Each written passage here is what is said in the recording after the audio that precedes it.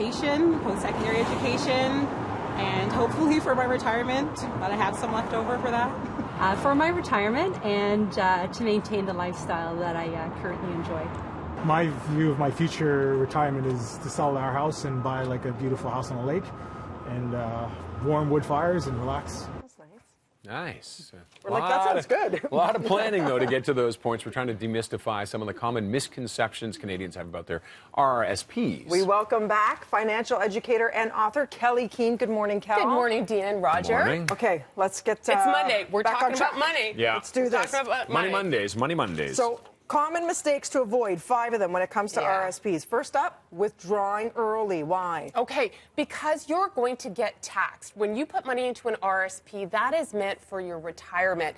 If you take it out, not only do you get taxed heavily, but you lose that room. So that's, I know a lot of Canadians are struggling, living paycheck to paycheck, but don't look to your RSP to fund an emergency. Okay. Now, you can do it for your first home. Is that a good way to use that money? Exactly. So, yeah, if you're not sure, you're saving up for your first home, or even, Roger, if you want to go back to school, there are provisions where you can take it out of your RSP. It does not cost you any tax. This is where you want to talk to an advisor, right? It gets a little complex where you should be going and things of that sort. But, yes, there is flexibility with that. Okay. All right.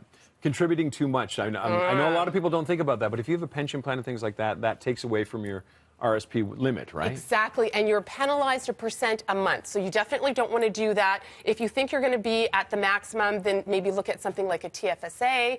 Again, an advisor can help you figure out where's the best place to put your money. I love this one. Just one line. How do you know Yeah. how do you know when you're at your limit? How do you keep track of that? Okay, so when you get your notice of assessment that comes in, it actually shows how much. So each year you're allowed to put in a certain amount into your TFSA and your RSP. And that room hangs around. If you don't have the money this year, don't worry about it. It hangs around and it waits for you. So your notice of assessment will show on that box how much you're able to contribute. Okay, procrastination. It's something everyone does, right? And here's the thing is people are like, well, we'll get to it one day. The RSP deadline this year is March 2nd, so you still have time, but don't wait. This is a great day to say, all of us have a to-do list. Put it on your to-do list. Talk to an advisor. Go and figure out what works best for you. And you know what? Even if you don't have any money, open up an RSP. Open up a TFSA because it's going to get you thinking about it. It's going to get you looking for the money. And as little as $25 a month, guys, like that adds up. Then maybe in 6 months, you bump it up to 50. And before you know it, these little steps, you've got some good habits going. Is there a percentage you should try and set of your income that you want to save? Yeah, we're always looking. It's not always easy, but Yeah, we're always looking kind of for these rules of thumb, right? It might be like we hear often it's 10%. It's some people say 20%. Kind of depends on your age. As you were saying, do you have a pension? Like, what do you have? This too is where a financial plan is so important. Okay, your advisor is going to sit down. They're going to look at all of these things that are nuanced to you.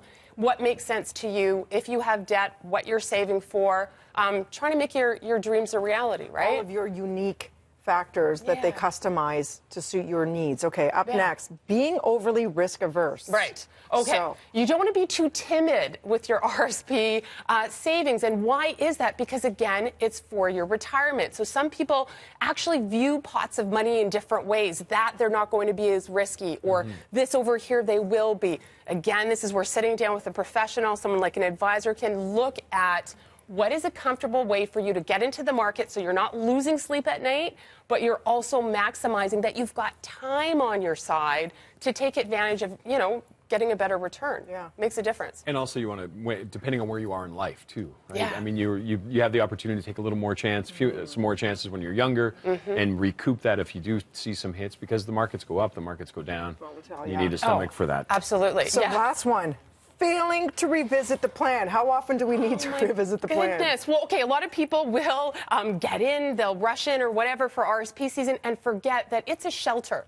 Think of it like a garage. You still have to park cars in your garage, stocks, bonds, mutual funds, ETFs. A lot of people don't understand that nuance. So what's actually in your RSP, you don't want to just throw the contribution in there and then forget to look at what that money's doing. So if you're a little bit rushed, that's all right. As we said, you still have time. The deadline is March 2nd. And you know what? You're going to save on taxes, right? Who doesn't want to pay less tax? If you get too busy, put it in your calendar, put it in your Outlook, open up your app, put it in there that in April you're going to revisit your plan when you've got more time and have a look at least once a year, ideally twice. We're talking like a couple of hours a year. That's it. Right? Just That's good, it. but good habits to get into. More though, money, right? absolutely. To invest in the future. Great tips as always. For more information, where do we go, Cal? Scotiabank.com/investing. Thank you so much. Thank you.